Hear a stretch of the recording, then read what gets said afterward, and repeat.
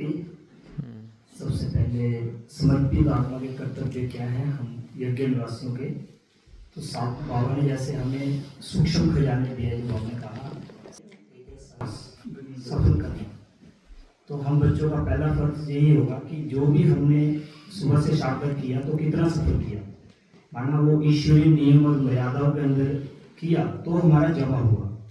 अगर कोई नियम के बाहर हम करते हैं तो उसमें हमारा जमा नहीं होगा। और हर कर्म करते हुए हमें धर्मराज को सामने रख के करेंगे तो कर्म करते हमें बाबा याद रहेगा, हम गलत नहीं कर पाएंगे। तो दूसरा ईश्वरीय सेवा से प्यार, क्योंकि समर्पित जीवन का भाग्य बनता ही है सेवा करने से। तो जो यज्ञ सेवा मिले उसमें हद के कोई भी नाम मान शान से हट के सेवा करना, कोई हमें देखे कोई शाबाश कहेगा इस भावना से नहीं करना, क्योंकि बाप की सेवा है और हमारा भाग्य बन रहा है।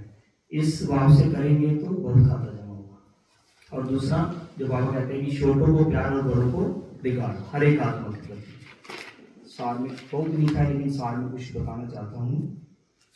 और दूसरा जो भी विकार है, अंश मात्र भी जो हमारे अंदर कोई विकार है उसको योग अग्नि से भस्म करना। जैसे यज्ञ में हम क्या सुहा करते हैं स्थूल रूप से, तो ये ईश्वरीय यज्ञ में हम अपने अंश मात्र कोई भी विकार हैं उनको अपने योग अग्नि से बाबा के साथ कनेक्शन जोड़ के उसको अंदर से खत्म करना। और हमारे हर कर्म से बाबा प्रत्यक्ष हो, जो यज्ञ पिता है उसको प्रत्यक्ष कर सकें।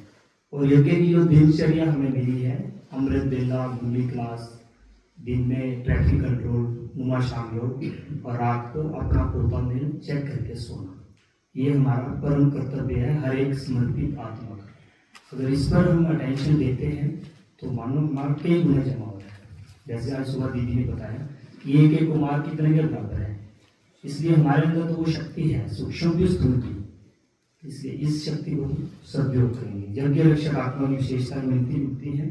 जैसे कि अगर हर आत्मा को हम साक्षी होकर देखेंगे तो हमें उनकी विशेषता दिखेगी। कोई कैसा भी कर्म करेगा उसके प्रति रहम भावना रहेगी, दूसरों की गलती को भी अपनी गलती समझ के करेंगे चलेंगे तो हमारी विशेषता बढ़ेगी। दूसरा आत्मभाव हर आत्मा के प्रति, और कैसी परिस्थिति हो उसमें स्वयं को मोल्ड कर लेना, ना कि कोई रिएक्शन करना। और भाग्य तो है ही है, स्वयं भगवान ने हमें कहाँ से कहाँ पहुँचाया और ईश्वरी लॉटरी मिली, जन्म जन्म का कमाई का चांस मिला और ईश्वर की नज़र में पल रहे हैं। हर समय बाबा हमें निहार करते हैं। और सबसे बड़ा भाग्य ना कमाने की फिक्र ना बनाने की, कोई फिक्र इन बेफिक्र बादशाह संग शांति।